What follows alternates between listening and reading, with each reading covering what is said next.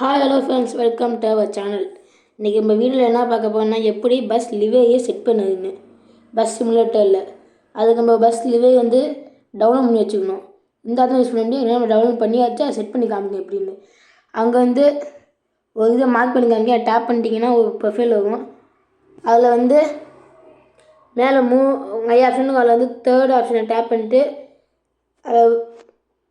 Bus லிவரின்னு போட்டிருக்கோம்.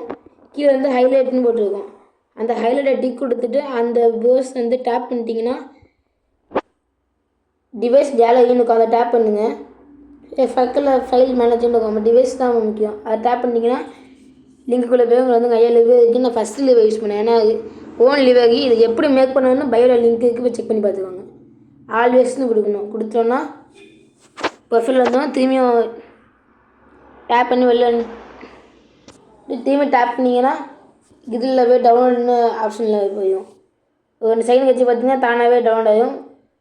அதை டிக்கும் கொடுத்துட்டு உள்ளே சுற்றி பார்த்தீங்கன்னா நல்லாயிருக்கும். அதில் அப்ளேன்னு ஆப்ஷன் இருக்கும். இந்த இடத்துல கீழே வந்து பச்சை கலரில் அப்ளேன்னு ஆப்ஷன் டேப் பண்ணிங்கன்னா ஒன்று காசு கேட்கும். இல்லை பக்கத்தில் ஃப்ரீ ஆப்ஷன் ஃப்ரீ பண்ணால் விளம்பு ஆகும்.